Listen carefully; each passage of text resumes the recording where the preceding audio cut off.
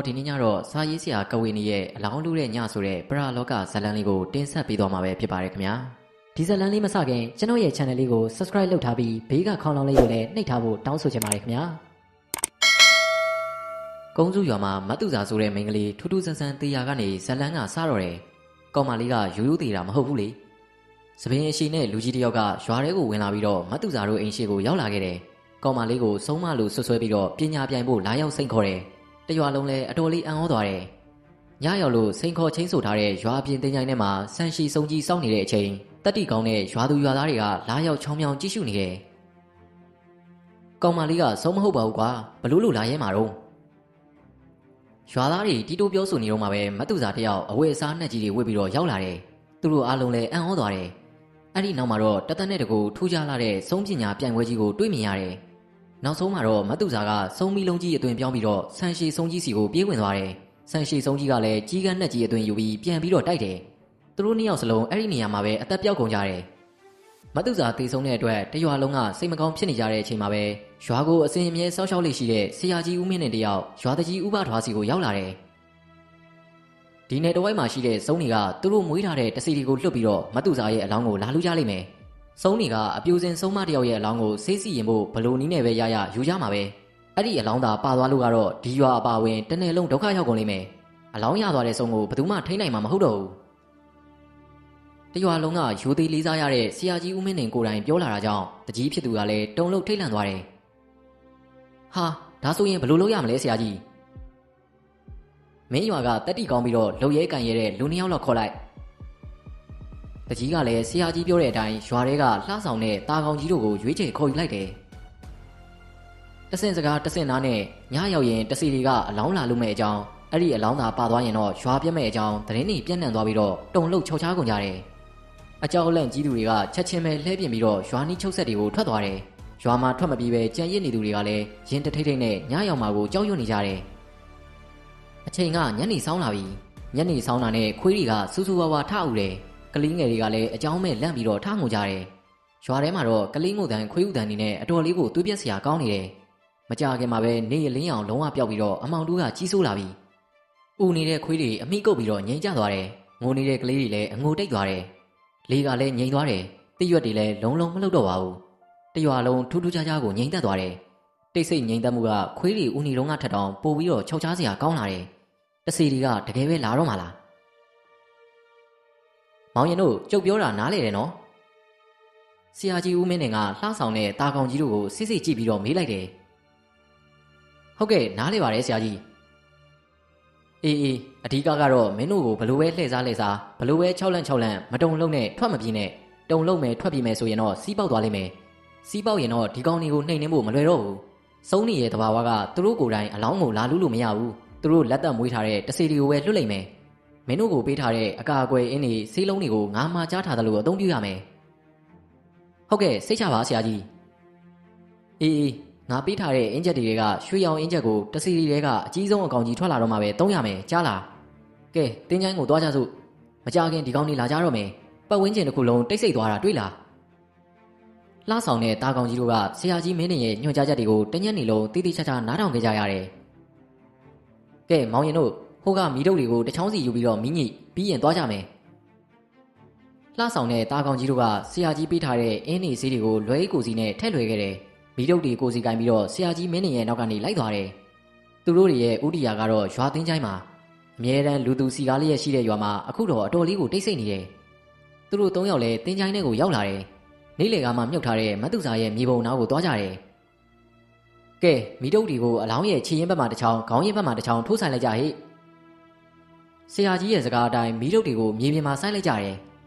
်ရုတ်တရက်လေတိုက်ခတ်လာတယ်တင်ကြိုင်ထဲမှာရှိတဲ့တစ်ပင်ကြီးတွေကရိမ့်ထိုးလှုပ်ရှားကုန်တယ်မီးတုပ်ကမီးတုပ်တွေလည်းတုံခါနေကြတယ်တက်တီကောင်းလာပါတယ်ဆိုတဲ့လှဆောင်တဲ့တာကောင်ကြီးတို့တော်မှကြက်သိန်းနေထားပြီးပတ်ဝန်းကျင်ကိုလှည့်ပတ်ကြည့်ရှုနေကြတယ်တစ်ပင်ပေါ်မှာအရင်မဲမဲကြီးတွေရောက်လာတယ်နီရဲနေတဲ့မျက်လုံးများစွာကအမှောင်ထဲကနေပြီးတော့သူတို့ကိုစိုက်ကြည့်နေကြတယ်သူတို့လည်းဓာကိုသတိထားမိတယ်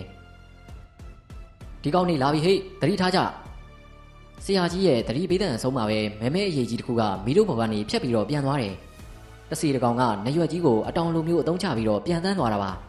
လေအရှိန်ကြောင့်မီးတုပ်ကမီးတွေငိမ့်သွားတယ် ဖြတ်ကနေမှောင်သွားတဲ့အချိန်မှာပဲတစ်ပင်ဘောကမဲမဲအကောင်ကြီးတွေကမြေကြီးပေါ်ကိုခုန်ချလာကြတယ်။တပုံမုံဝတန်ကြီးတွေကြားလိုက်ရပြီးတော့မြေကြီးတစ်ခုလုံးလည်းတုန်ခါသွားတယ်။ပြီးတော့အကောင်ကြီးတွေကသူတို့ရှိတဲ့စီကိုပြေးဝင်လာတယ်။အကောင်ကြီးတွေသူတို့နားမရောက်ခင်မှာပဲဆူရှာတဲ့အပုပ်နှံကြီးကသူတို့အားလုံးရဲ့နှာခေါင်းဝကိုတိုးဝင်လာတယ်။တတိကောင်းလာပါတယ်ဆိုတဲ့လှဆောင်တဲ့တာကောင်ကြီးတို့တော့မှအောင်မလေးဆိုပြီးအလန့်တကြားအော်ဟစ်လိုက်မိတယ်။ဆရာကြီးမင်းနေရဲ့လက်ကမီးတောက်တစ်ခုထွက်လာတာကိုတွေးလိုက်ရပြီးတော့မီးတုပ်နှစ်ခုမှလည်းမီးတောက်တွေကပြန်လည်ထွက်ပေါ်လာတယ်။ဒီတစ်ခါမီးတောက်တွေကပုံမှန်အယောင်မဟုတ်ဘဲနဲ့ပြာလဲလဲတန်းနေတယ်။အမောင်အားကိုးနဲ့ဝင်လာတဲ့မဲမဲအရေးကြီးတွေကအဲ့ဒီမီးအောင်ဟပ်လိုက်တာနဲ့ဝူဝါဝါအော်ဟစ်ပြီးလွင့်စင်ပြောက်ွယ်သွားတယ်။ဟာတစီတော့ပြေးကုန်ပြီဆရာကြီးရေတိတ်လေပျော်မနေနဲ့ကိုလူရေအဲ့ဒါကတစီရိတ်တွေပဲရှိသေးတယ်တကယ်ကောင်ကြီးလာအောင်ပါလေထဲမှာလွင့်ပြန်လာတဲ့အတန်ကြီးတွေကအသေးထိတ်စရာအတော်ကောင်းနေတယ်မီးတုံမီးရလင်းရောင်ရဲ့အပြင်ဘက်ကနေရာအလုံးကတော့ပိမ့်ပိတ်တဲ့အမောင်ကကြီးစိုးသွားတယ်အမောင်ဆိုမှတကယ်အမောင်မှာဘာဆိုဘာမှမမြင်ရဘူးဘိုးတော်ကအလင်းရောင်လေးတော့မမြင်ရတော့ဘူးအဲ့ဒီအမောင်လူကြီးကဆရာကြီးမင်းနဲ့ဖန်တီးထားတဲ့မီးတုံရဲ့အလင်းကိုဝါမျိုးစုပ်ယူနေတယ်မီးတုံကဖြတ်ကနေငိမ့်သွားတာမျိုးမဟုတ်ဘဲနဲ့တဖြည်းဖြည်းချင်းမိန်ဖြော့လာတယ်ကြောက်မက်စရာကောင်းတဲ့အမောင်လူကြီးကတဖြည်းဖြည်းနဲ့ကျေပြန့်လာတယ်အမောင်တွေကအတန်ဆိုးကြီးတွေကလည်းတဖြည်းဖြည်းနဲ့ကျေလောင်နီးကပ်လာတယ်သတိထားကြဟေ့ငါမှထားတာတွေကိုမမေ့ကြနဲ့ပစ္စည်းတွေကိုအသင့်ပြင်ထားကြဆရာကြီးမင်းကသတိပေးနေတော့မှပဲအမောင်တွေကနေပျော့တိပျော့ဖက်နဲ့ရှည်လျားထွက်လာတဲ့လက်တန်ရှိမဲမဲကြီးတွေကလှဆောင်တဲ့တာကောင်ကြီးတို့ကိုလှမ်းပြီးတော့ဆွဲတယ်တချို့ကမီးတုပ်ကိုလှမ်းဆွဲတယ်စီးကပ်ပြစ်ချွဲတဲ့လက်တန်ရှိအချို့ကလှဆောင်ရဲ့ခြေထောက်တွေကိုဆွဲမိသွားကြပြီးတော့အမောင်တွေကိုအတဲမဲဆွဲသွင်းတယ်လှဆောင်လဲခြေကန်ပြီးတော့ယုံနေဒါပေမဲ့လုံးဝကိုမရပါဘူးတာကောင်ကြီးကလှဆောင်ကိုဝင်ဆွဲတယ်နှစ်ယောက်သားတရွတ်တိုက်ပြီးတော့အမောင်တူကြီးတွေကိုတရွတ်ပါသွားကြတယ်ဆရာကြီးမင်းကပုတ်အဲဆူထိုင်းနေတဲ့အမောင်တူကြီးတွေကလက်တန်ကြီးတွေကိုချိန်ရွယ်ပြီးတော့အင်းတစ်ချက်နဲ့ပေါက်လိုက်တယ်နာကျင်စွာအော်ဟစ်နေတဲ့အသက်နဲ့ကြီးတွေကအမောင်တူတွေကနေထွက်လာတယ်ဟဲ့ကောင်ကြီးငိမ့်မနေနဲ့ပြန်ချကြလေကွာဆရာကြီးမင်းရဲ့အတန်ကအဝေးကြီးကနေထွက်လာတယ်လို့မျိုးခတ်တိုးတိုးပဲထွက်လာတယ်ဒီနေရာတစ်ခုလုံးမှာရှိတဲ့အတန်ဒီအလင်းရောင်တွေကိုမကောင်းဆိုးဝါအမောင်တူကြီးကဝါမျိုးသိမ့်ပိုက်နေတယ်မီးတော့ကမီလီယံလေးကလည်းတေးသေးမြင်မြင်ပဲကြံတော့တယ်လှဆောင်တဲ့တာကောင်ကြီးတို့ကလွယ်ရီထဲမှာရှိတဲ့ဆရာကြီးပေးထားတဲ့ဆေးလုံးတွေကိုထုတ်ပြီးတော့တစေလက်တံကြီးတွေကိုပြစ်ပေါက်တယ်ဆေးနဲ့ထိတဲ့လက်တံကြီးတွေကပြာမုံနေလို့လွင့်စင်ကွဲပြောက်သွားတယ်ပျောက်သွားတဲ့လက်တံကြီးတွေရဲ့နေရာမှာအနီရောင်အမွှေးရှည်ကြီးတွေနဲ့လက်ကြီးတွေပေါ်လာတယ်အဲ့ဒီလက်ကြီးတွေကလှဆောင်တို့ကိုမတိုက်ခိုက်ပဲမတုစာကိုမြုပ်ထားတဲ့မြေပုံကိုလက်သေးရှည်ကြီးတွေနဲ့တူးဆွနေတယ်လက်တံနေကြီးတွေကအလုံးကိုတန်မာလာတာကြောင့်မြေကျင်းတွေကမတုစာရဲ့အလောင်းကချက်ချင်းကိုပေါ်လာတော့တယ်ဆရာကြီးမင်းနဲ့တို့လည်းစီးလုံးနေအင်းချက်တွေနဲ့တစီကြီးတွေရဲ့လက်တံကိုတိုက်ခိုက်နေရတယ်အခုအခါမှာမီးရောင်ကမရှိသလောက်ဖြစ်သွားတာကြောင့်လက်တံရှည်ကြီးတွေနောက်ကတစီကိုလုံးကြီးတွေကိုပါမြင်နေရပြီတော်ရုံအသိငယ်တဲ့လူဆိုရင်တော့အဲ့ဒီနေရာမှာပဲလဲကျသိဆုံးသွားနိုင်တယ်လှဆောင်တဲ့တာကောင်ကြီးတို့တော်မှတနေ့လုံးဒီပါဆရာကြီးမင်းကကြိုပြီးတော့ပြောပြထားလို့စိတ်ထိန်ထားနိုင်တာပါမီးတိုင်တစ်ခုတည်းကတတိုင်းမှာတော့မီးကပြန်တောက်သွားတယ်အခြေအနေမဟန်တော့လို့ဆရာကြီးကိုယ်တိုင်အင်းမီးတောက်တစ်ခုကိုထပ်ပြီးတော့ဖန်တီးလိုက်တာပါဘဲပညာတဲ့မျိုးမှာတပွဲထဲမှာမီးတောက်နှစ်ခုကိုဖန်တီးလို့မရှိကြပါဘူးတက်ဆောင်အတွက်မီးတောင်ရင်တစ်ခုကိုခြံထားလေးရှိကြတယ်အခုပွဲကဆရာကြီးခံမှန်းထားတာထက်ပိုပြီးတော့ခက်ခဲနေတာသိကြနေပြီလေအင်းမီကမီးတို့မှာဆွဲနေပြီးတော့ပတ်ဝန်းကျင်အမောင်တို့ကိုဝုန်းကနေပဲရိုက်ခတ်တယ်တစီတော်တော်များများလဲလွင့်စင်ပြောက်ွယ်သွားတယ်မြေကြီးကလည်းတိမ့်တိမ့်တုန်သွားတယ်လှဆောင်တဲ့တာကောင်ကြီးတို့နှစ်ယောက်လည်းမြင်လိုက်ရတဲ့မြင်ကွင်းကြောင့်ခေါင်းစချီဆုံးကြက်သိန်းနီထသွားတယ်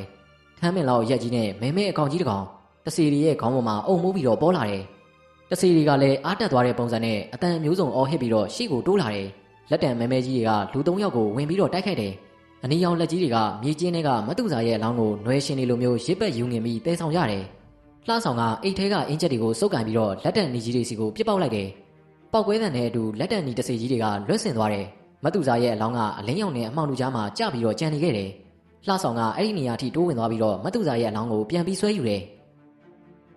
နောက်ဆုံးရောက်ရှိလာတဲ့ထမ်းမင်လောက်ရှိတဲ့အကောင်ကြီးကလက်ကြီးကိုလွှဲပြီးတော့လှဆောင်ကိုရိုက်လိုက်တာအမောင်တူတွေကိုလွတ်ထွက်သွားတယ်ဆရာကြီးကလွယ်ရီထဲကချီမန်းကျိုးတစ်ခုကိုထုတ်ပြီးတော့လှဆောင်လွတ်ထွက်သွားတဲ့နေရာနောက်ကိုပြစ်လိုက်တယ်ချီမန်းကျိုးကအမောင်တူထဲလွင့်သွားတဲ့လှဆောင်ရဲ့နောက်ကိုလှစ်ကနေပဲလိုက်ပါသွားတယ်အဲ့ဒီအချိန်မှာပဲထမ်းမင်တစီကြီးကမတူစာရဲ့အလောင်းကိုစက်ကနေကောက်ပြီးတော့သူ့ရဲ့ပခုံးပေါ်ကောက်တင်ပြီးခြေလမ်းကျဲကြီးတွေနဲ့အမောင်တူထဲကိုဝင်ပြေးတော့တယ်ဆရာကြီးကသူ့ကင်ထားတဲ့ချီမန်းကျိုးစာမှာလှဆောင်ကိုရစ်ပတ်နေပြီဆိုတာကိုသိလိုက်တယ်လွတ်လိုက်လို့ကမဖြစ်ဘူးလေမောင်သားကောင်မီးတို့ယူပြီးတော့ဟိုကောင်ကြီးနောက်ကိုလိုက်ဆန်းကွာတွေ့တာနဲ့ငါပေးထားတဲ့ရွှေရောင်အင်းချက်ကိုသုံးလက်မနီးစင်နဲ့ကြားလာတာကောင်ကြီးကလည်းဆရာကြီးပြောတဲ့အတိုင်းချက်ချင်းပဲအင်းမီတောက်နေတဲ့မီးတို့ကြီးကိုကန်ဆွဲပြီးတော့ထမ်းမင်တစီကြီးနောက်ကိုလိုက်တော့တယ်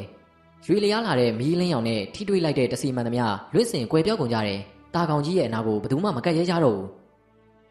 အရှိန်ပြင်းပြင်းနဲ့တစ်ကိုင်းကြီးတစ်ခုကတာကောင်ကြီးရှိတဲ့စီကိုတိုးဝင်လာတယ်။တာကောင်ကြီးလည်းအမြန်ငုံဆောင်လိုက်ရတယ်။မိတို့ကိုမြောက်ပြီးကြည့်လိုက်တော့ထမ်းမင်းတစီကြီးကတစ်ပင်ကတစ်ကိုင်းတွေကိုချိုးဖဲ့ပြီးတော့ပြစ်ပေါက်နေတာပါ။တာကောင်ကြီးကလွယ်အိတ်ထဲကရွှေရောင်အင်းချက်ကိုလက်ထဲမှာတင်းတင်းဆုပ်ပြီးတော့ရှေ့ကိုဇွတ်တိုးတယ်။ထမ်းမင်းအကောင်ကြီးကတစ်ကိုင်းနေနဲ့ပေါက်ရင်နောက်ကိုဆုတ်သွားတယ်။အကောင်ကြီးပြင်မဲ့အင်းမီရောက်ရဲ့အလင်းကိုတော့အတော်လေးကြောက်လန့်ပုံရတယ်။ဒါကိုရိတ်စားမိတဲ့တာကောင်ကြီးကမိတို့ကိုမြောက်နိုင်သမျှမြောက်ပြီးတော့ရှေ့ကိုတိုးတယ်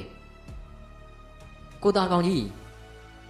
အမောင်ထဲကနေချွဲချွဲနွဲ့နွဲ့ခေါ်တံကိုကြားလိုက်ရတယ်။အမောင်ထဲကနေတလန်းချင်းလျှောက်လာတဲ့ချောမောလှပတဲ့မတ်သူစာကိုတွေးလိုက်ရတယ်။အဝိအစားတွေကဖယိုဖယဲနဲ့မျက်လုံးတွေကအရေလက်နေပြီးတော့တာကောင်ကြီးကိုအပြင်းထန်ညှို့ယူဖန်ဆာပြီးရှေ့ကိုတိုးလာတယ်။ချိုလင်တဲ့အတန်လေးကအမောင်လူတွေကနေထွက်လာတယ်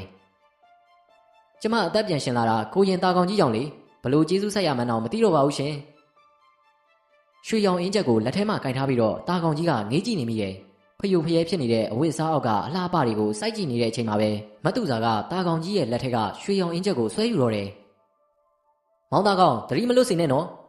။အမောင်ထဲကနေလွင့်ပြန်ထွက်ပေါ်လာတဲ့ဆရာကြီးမင်းနေရဲ့အတန်ကြောင့်တာကောင်ကြီးလည်းစက်ကနေပဲအတိဝင်သွားတယ်။လက်ထဲကရွှေရောင်အင်းနဲ့ပြစ်ပေါက်ဖို့ရွယ်လိုက်တယ်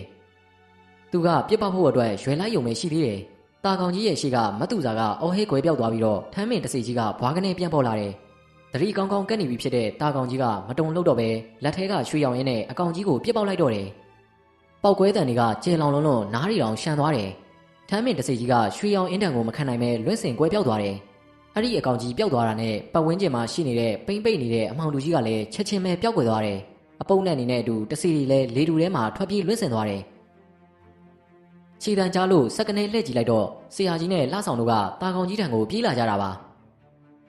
ဟိုမှာတွေးပြီဟိတ်မြန်မြန်တကယ်ကြသူ့ချင်းထဲကိုပြန်ထည့်ရမယ်အာယုံမတက်ခင်ပြန်မြုပ်ပေးမှဖြစ်မှာဆရာကြီးညွှန်ပြတဲ့နေရာကထမ်းမင်တစီကြီးပျောက်သွားတဲ့နေရာဖြစ်ပြီးတော့အဲ့ဒီနေရာမှာမတ်သူစာရဲ့အလောင်းကတောင်းတောင်းကြီးလဲနေတယ်အဲ့ဒီအချိန်မှာပဲလင်းကျက်တွန်တန်ကိုသူတို့အားလုံးကြားလိုက်ရတယ်အားလုံးကခေါင်းတစ်ပန်းကြီးသွားတယ်လှဆောင်တဲ့တာကောင်ကြီးကတောင်းတင်းနေတဲ့မတ်သူစာရဲ့အလောင်းကိုတယောက်တစ်ဖက်မှပြီးတော့မြေချင်းရှိတဲ့စီကိုအမောတကောပဲအလင်းအမြန်တဲကြတယ်အဲ့ဒီနောက်မှာတော့အလောင်းကိုမြေချင်းနဲ့ချပြီးမြေကြီးတွေကိုပြန်ဖို့ချရတယ်မြေဖိုးတဲ့ကိစ္စလက်စတက်ပြီးတဲ့အချိန်မှာတော့အရှိဘက်ကောင်းကင်ကနေအာယုံကျင်းတဲ့လင်းရောင်တွေထွက်ပေါ်လာပြီသူတို့ 3 ယောက်သားအဲ့ဒီအခါမှာပဲမြေပုံရဲ့ဘေးမှာခြေပြစ်လက်ပြစ်ထိုင်ချလိုက်တော့တယ်တကြီးဥပထွားခေါင်းဆောင်တဲ့အဖွဲ့ရောက်ရှိလာတဲ့အချိန်မှာတော့ဆရာကြီးမင်းနဲ့ကတင်းချိုင်းကနေထွက်ခွာသွားပြီတကြီးကအားလုံးကိုသူ့ရဲ့ဝိုင်းနဲ့ခေါ်သွားပြီးတော့လှဆောင်တဲ့တာကောင်ကြီးတို့ကိုအဖြစ်အပျက်တွေအားလုံးပြန်ပြောခိုင်းတယ်တချို့ကလည်းအန်ဟောတကြီးကြောက်လန့်တကြားနဲ့နားထောင်ကြသလိုမယုံကြည်တဲ့သူတွေကလည်းရှိနေကြပါတယ်အဖြစ်အပျက်တွေနဲ့ပတ်သက်ပြီးတော့လှဆောင်ကသူ့ရဲ့ကိုယ်ပေါ်မှာအထက်ထက်ရစ်ပတ်နေတဲ့ချီမန်းကျိုးတွေကိုတက်တည်ပြနိုင်တယ်။တာကောင်ကြီးမရောဘာတွေများပြကြရရှိလဲကွာ။မရှိပါဘူးတကြီးဟာယုံကျင်တဲ့သူယုံမယုံကျင်လဲနေကြပေါ့။လောကမှာကိစ္စတိုင်းကတက်တည်ပြဖို့လိုတာမဟုတ်ပါဘူးတကြီးဟာ။တာကောင်ကြီးလည်းတကြီးကိုအဲ့ဒီလိုပြောပြီးတော့ဝိုင်းထဲကနေထွက်ခွာခဲ့ပါတော့တယ်။